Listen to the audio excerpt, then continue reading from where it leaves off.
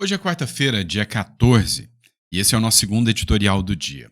E a grande questão que fica é aqui, tá todo mundo assistindo. Quem vai nos defender? Tá parecendo filme do Chapolin Colorado. Afinal, o STF hoje se mete em tudo. Ele simplesmente dá pitaco em tudo na vida do brasileiro. Ele tem superpoderes e tá todo mundo esperando quem será o responsável por falar, ô STF, alto lá, para aí. Uns esperam no Trump, outros agora estão esperando na Câmara dos Deputados através do Hugo Mota, muitos esperaram pelo Bolsonaro. Agora a grande questão é, será que alguém vai se levantar? É interessante porque a Câmara dos Deputados está começando a dar sinais de que quer comprar briga com o Supremo Tribunal Federal. E não é, nem pense que é para defender o povo. É para defender o seu próprio umbigo. Afinal, o Supremo Tribunal Federal se meteu nas emendas, começou a se meter com os deputados e eles precisam do argumento para rebater. O Hugo Mota acabou de dobrar a aposta contra o Supremo Tribunal Federal. Depois da vergonha que foi o STF jogar no lixo a decisão de 315 deputados, o Hugo Mota acaba de impetrar uma ação contra o Supremo Tribunal Federal. E isso soa como uma declaração de guerra. A gente vai falar sobre isso aqui com vocês. Outro ponto é a articulação de parlamentares que estão nos Estados Unidos, e aí eles visam uma coordenação para o combate ao crime organizado no Brasil. Vamos lembrar que o Felipe Barros está lá para investigar possíveis intervenções eleitorais dos Estados Unidos aqui no Brasil. Foi o que ele divulgou no próprio perfil oficial dele. Mas tem outros deputados lá também, como o Paulo Bilinski, da Segurança Pública. E aí, parece que os Estados Unidos já preparam sanções ao Brasil. E para piorar a coisa, parece que o Lula está querendo justamente isso. O Lula está só querendo uma desculpa de que os Estados Unidos atuem aqui no Brasil para chutar o balde, para jogar toda a M no ventilador. Ou seja, se o Brasil é declarado como uma Venezuela, ele escancara logo que é uma Venezuela. E já não tem nem como não declarar isso, né? Afinal, o Lula foi lá para o meio dos ditadores lá. Agora, a grande questão que a gente precisa levantar é até onde isso vai parar. E você está convidado a participar desse editorial comigo, debatendo todos esses assuntos, argumentos e, principal, nós vamos falar da Janja também. Parece que o Lula levou uma traída feia lá na China e um dos seus ministros, acabou dando com a língua nos dentes, o que incomodou muito o Lula sobre essa traição feia que aconteceu, de expor a Janja e uma fala dela em relação ao Xi Jinping. Beleza? Então não esquece de se inscrever aí, curtir e compartilhar. Vamos começar falando, do mais importante. Hugo Mota entra com ação no Supremo Tribunal Federal contra a decisão que manteve a acusação de Ramagem. Só para te relembrar o que aconteceu. O Ramagem está dentro do golpe Tupiniquim, ou seja, da ação lá no STF. O artigo 53 diz que um partido político pode pedir e a Câmara dos Deputados pode sustar o processo contra qualquer deputado. Entenderam? E foi o que aconteceu. 315 deputados mandaram um recado para o Supremo Tribunal Federal falando: opa, para de interferir aqui na Câmara dos Deputados, você está se metendo em tudo. O STF falou: não tô nem aí para vocês, eu derrubo a ação de vocês, quem manda aqui na República Tupiniquim sou eu, STF. Ficou feio, Foi mais ou menos como o STF dizer, vocês não prestam para nada, cala a boca aí que sou eu que mando. Pois é, só que o Hugo Mota agora está sofrendo pressão.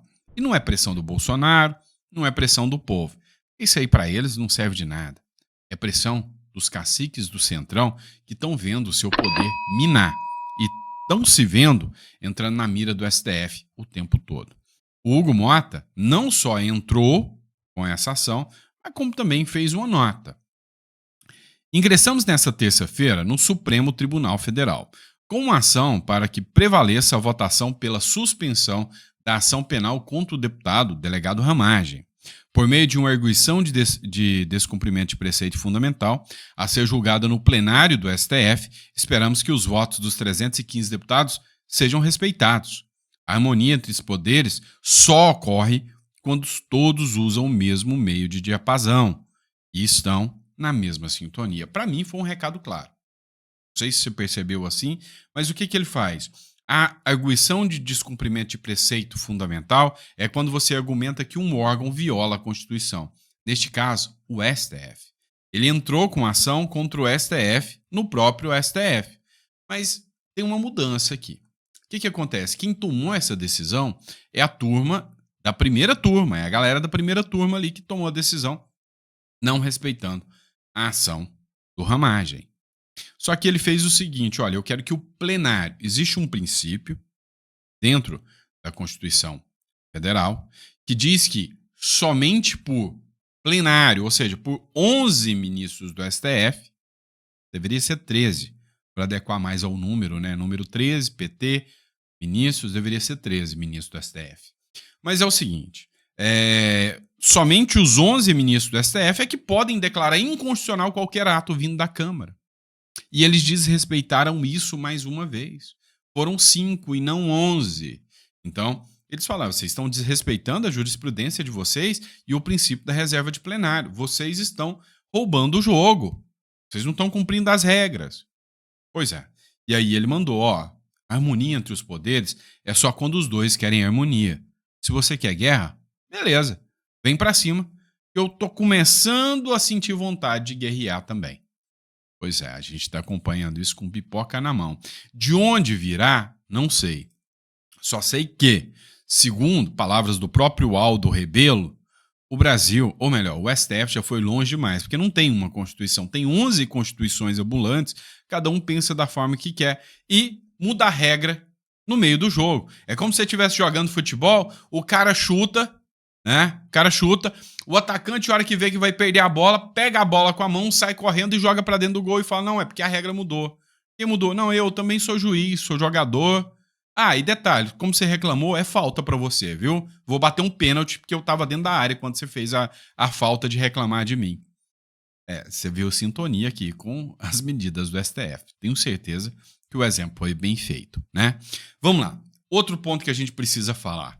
E aí, o Brasil é um narco-estado ou não é? Eu quero saber a sua opinião sincera. Nós estamos num narco-estado ou o Brasil não é um narco-estado? Porque é o seguinte, a decisão do governo brasileiro de dizer que, não, eu não concordo em classificar o primeiro comando ou o comando vermelhinho lá como grupo de terror, não. Eu não quero saber disso. Por quê? Porque eles são bonzinhos, né? São criminosozinhos normais. Pois é, isso pegou tão feio, mas tão feio, que a imprensa internacional repercutiu. E aí o Paulo Bilinski, que é deputado, ele foi nos Estados Unidos numa missão junto com o Felipe Barros e foi questionar. E aí ele chegou numa conclusão que eu já até tinha dito aqui para vocês. Os Estados Unidos não precisam do Brasil. A imprensa mentiu. Olha só o que ele falou aqui nesse vídeo. Desmentindo o Lula direto do Departamento de Estado nos Estados Unidos. Estou em Washington, acabei de sair de uma reunião com vários parlamentares do Departamento de Estado e eles desmentiram o Lula. Por quê? O Lula, junto com o seu ministro, falou que as organizações criminosas brasileiras não são terroristas. Essa decisão não cabe ao Lula. O Departamento de Estado brasileiro simplesmente informou ao Brasil que caso essas organizações sejam declaradas como terroristas, os Estados Unidos vai poder congelar bens, vai poder impor sanções, vai poder tomar ações militares em conjunto com as nossas forças policiais. O que eu estou dizendo para vocês? Toda essa bagunça da mídia sobre não são organizações criminosas é mentira. O Lula mentiu, os seus ministros mentiram. A conversa com os Estados Unidos não era para dizer assim, olha, será que elas são organizações terroristas? Não. A conversa ali era literalmente para dizer, se nós declararmos o PCC, o CV e as organizações criminosas como terroristas, essas serão as sanções. Então, estou aqui mostrando para vocês a importância do nosso trabalho em Washington. Muito obrigado. Vamos lá, vamos deixar claro para vocês. Eu fiz uma menção a um perfil que publicou o seguinte, olha, os Estados Unidos não dependem do Brasil para declarar, né, o PCC, o Comando Vermelho, como grupos terroristas. Eles não precisam disso. E, inclusive, podem colocar as autoridades brasileiras que não declararam como cúmplices dessas instituições. Parte é verdade, parte é mentira. A parte de verdade é que eles não precisam, né? A emenda número 9 dos atos de defesa dos Estados Unidos, ela é clara ao dizer que não. Se traz risco ao meu país, eu não preciso depender de que um outro país declare isso como grupo de terror. Vou dar um exemplo. O Irã, que nunca vai declarar o Hezbollah como grupo de terror. Nunca. Eu não tô nem ligando para a opinião do Irã. É grupo de terror e eu vou partir para cima e eu vou investigar. Ponto. O segundo ponto. Podem ser sancionadas as autoridades brasileiras? Não, não podem. Isso aí já é um outro caminho. Não podem ser sancionadas. Agora, o que a gente precisa entender de tudo isso? É sim, os Estados Unidos estiveram aqui para falar, olha, essas são as sanções. São sanções econômicas, são sanções pesadas que podem ser aplicadas, né, ao Brasil. E aí eu acho que a gente precisa entender um pouquinho mais, né? Como pode um peixe vivo viver fora da água fria? Não é isso que eu ia dizer, não. Mentira. Como pode alguém falar que esses grupos e essas facções não são terroristas se eles colocam o Brasil na mira? É culpa deles, de um dos países mais assassinos e violentos do mundo. É desova de corpos, tráfico de drogas, é abusos, é decapitação, é as coisas mais aterrorizantes, cobrança de pedágio de comerciantes, e se esse comerciante não cumpre, eles degolam, decapitam o comerciante na frente da família para passar o recado de que são eles que mandam. Você duvida de mim? Olha o que o Oineg falou aqui. O que você acha de viver no país mais assassino do mundo? Pega os 10 países mais populosos. O Brasil é o 7º. Soma a população. O Brasil dá menos de 5%. Agora pega os homicídios do bloco. Sabe quantos foram cometidos no Brasil? 40%. Larga os populosos, pega os países mais ricos do mundo, 10%. A gente é o 10º da lista, a gente tem 5% da população e produziu 50% dos homicídios. Pode um país, com 5% da população, produzir metade dos homicídios e os outros 9%, com 95% da população, produzirem a outra metade. Saiu agora o Atlas da Violência, 2025. Leva lá esse nome, 2025, mas a referência é 2023. Então, tem uma defasagem brutal, mas é o que a gente tem. Morreram assassinadas naquele ano no Brasil 46 mil pessoas quase. Um dado que foi anunciado como positivo, hein? Porque a menor taxa em 11 anos é bom, caiu, mas não dá para fazer festa, basta ver os números que a gente apresentou aqui. E vem, sempre que sai um estudo desse, uma tentativa de o que acontece, de onde vem essa explicação? Pobreza! É isso, pobreza! Pobreza? Então como explicar que o Brasil é taxa contra taxa mais assassino que 90% dos países da África, que são mais pobres do que o Brasil?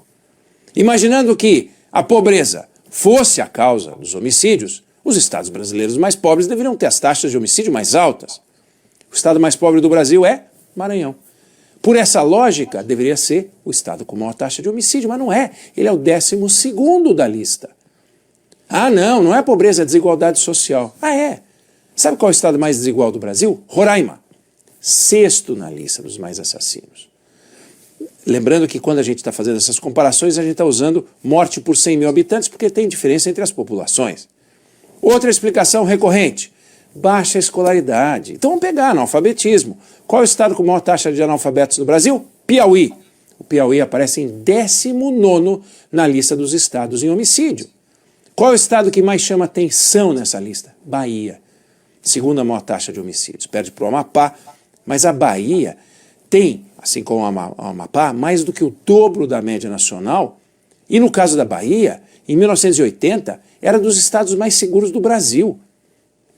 Santa Catarina, que tem hoje a 2ª maior taxa de homicídios, era 2 vezes mais perigosa do que a Bahia naquele tempo. São Paulo, que é o estado com menor taxa de homicídios, era 5 vezes mais perigoso. Rio de Janeiro era 8 vezes mais perigoso.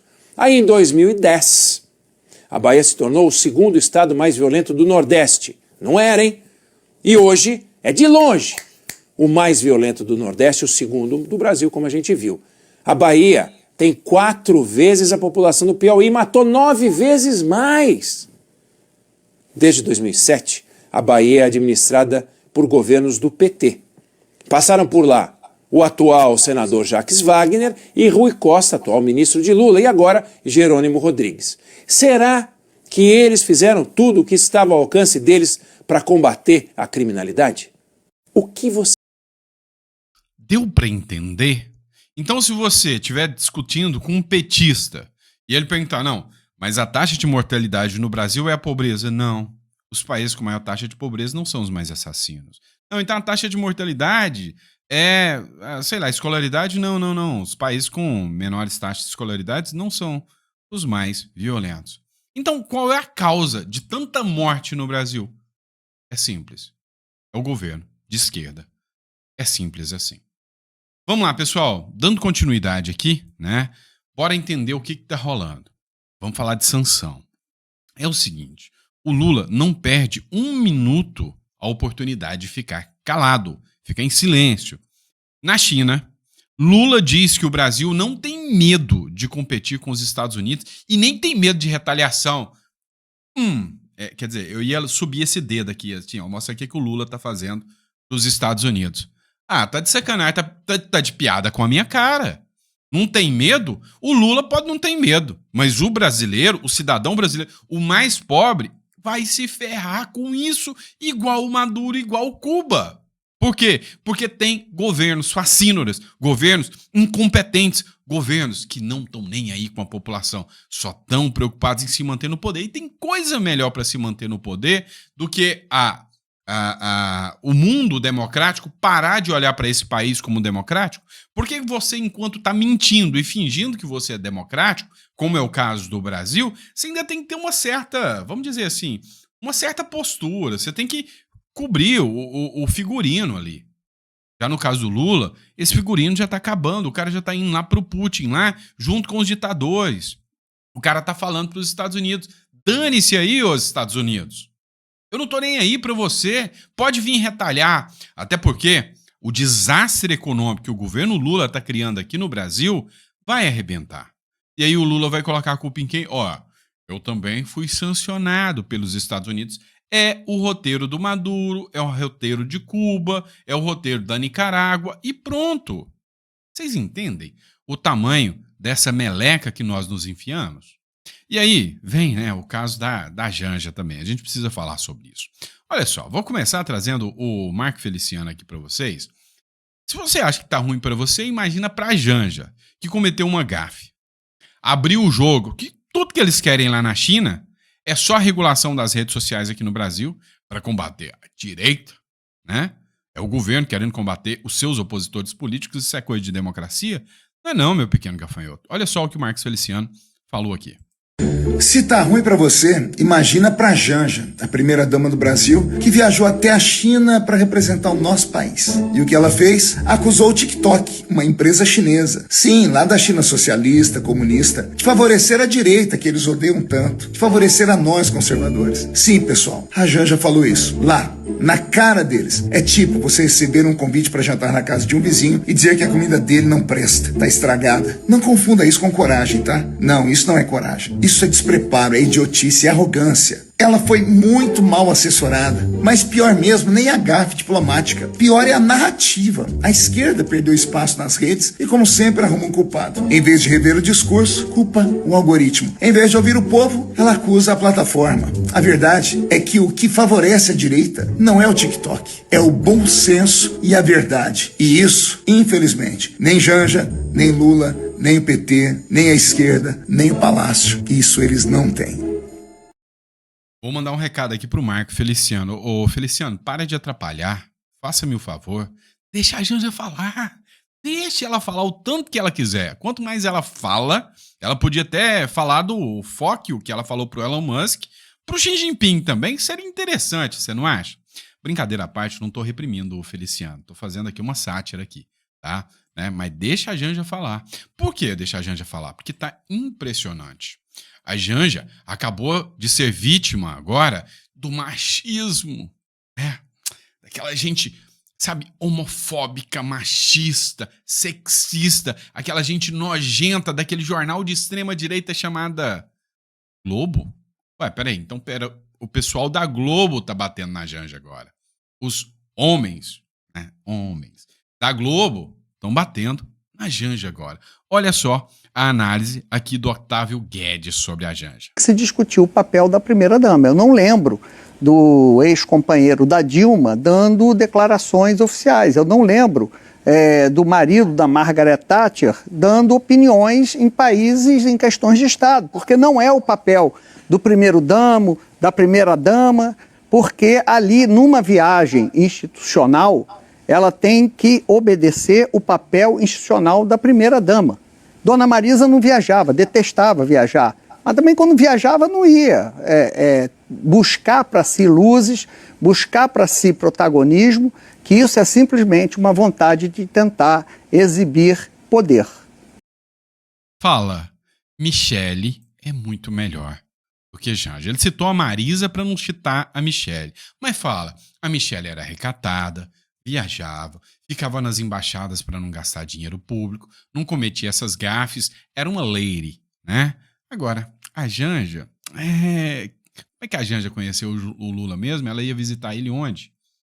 Ah, esqueci. Se alguém souber, lembra aí pra mim. E aí vem, né, outro machista da Globo. Olha só. O que o Brasil não precisava é ter sua primeira-dama enquadrada pelo Xi Jinping. Ninguém menos que o Xi Jinping, que foi o que aconteceu.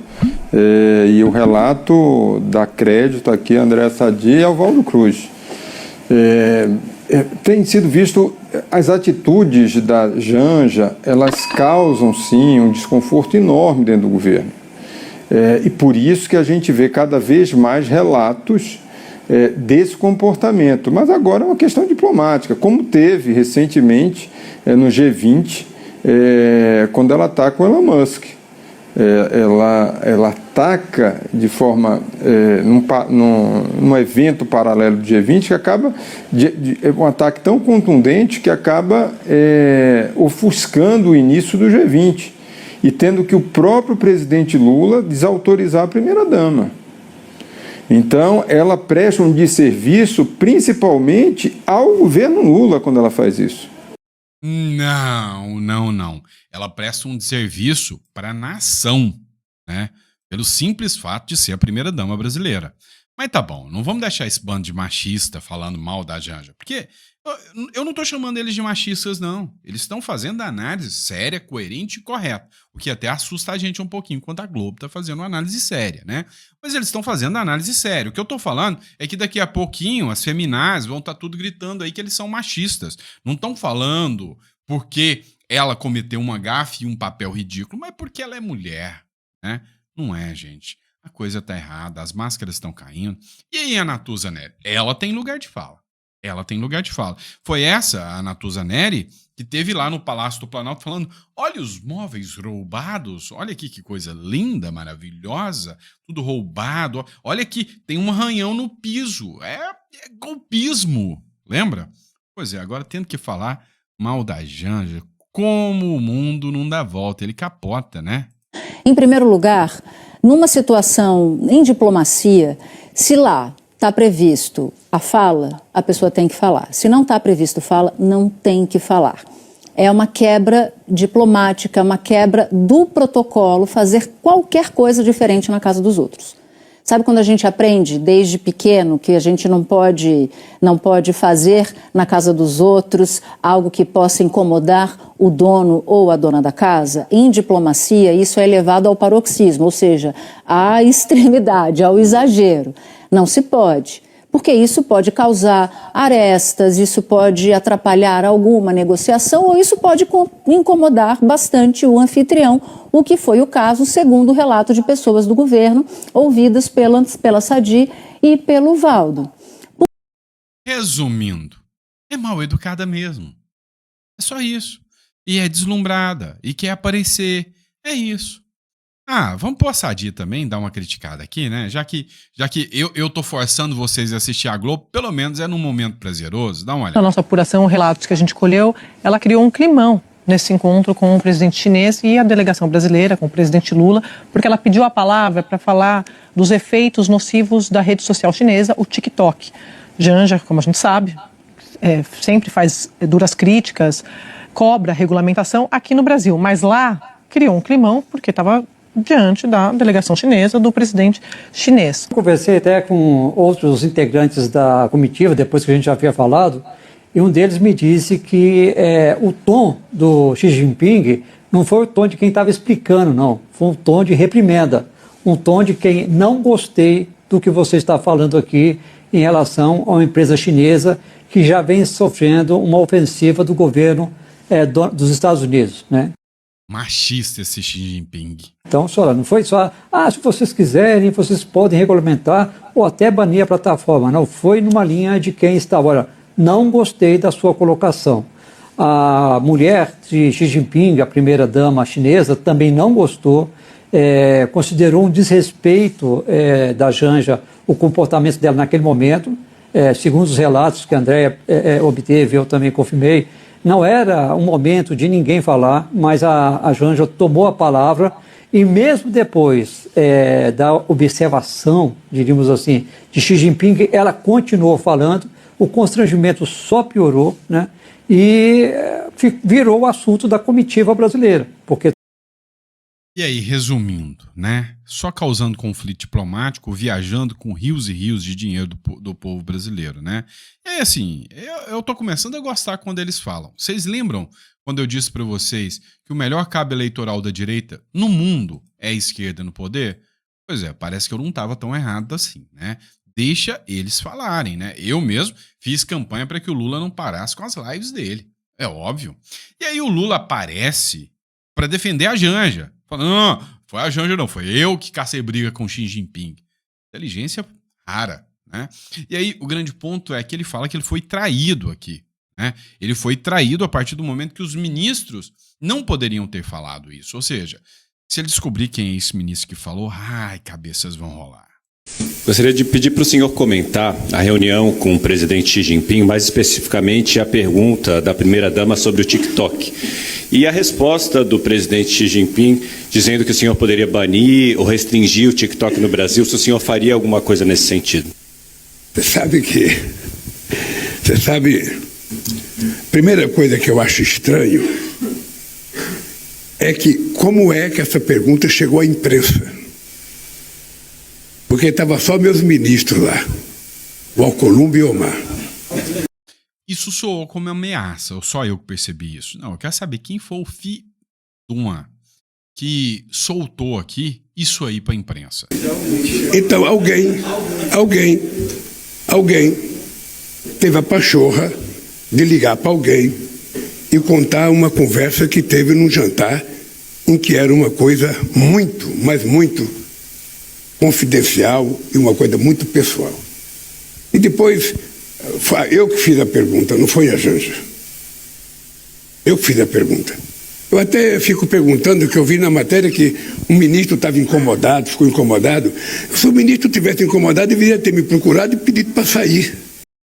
Nossa, se um ministro está incomodado com a Janja, pede para sair. Afinal, você não tem mais função por ordenamento público, né? Para responsabilidade pública.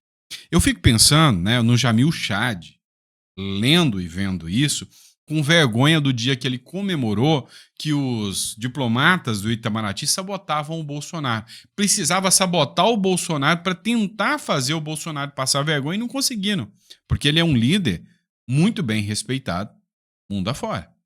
Agora, o Lula, meu amigo, depois de tudo isso que está acontecendo, já deu para vocês perceberem que a história não é bem assim. Mas resumindo, qual que é o moral da história que esse negócio do TikTok? É isso aqui. Luiz Barsi faz a publicação. Lula diz que Xi Jinping vai enviar emissário para ajudar regular as redes sociais. E como que funciona lá na China, como que funciona na Venezuela, como que funciona na Nicarágua e nessa turma. Sites que falam o que eu tô falando, como o YouTube, lá não tem YouTube na China, viu?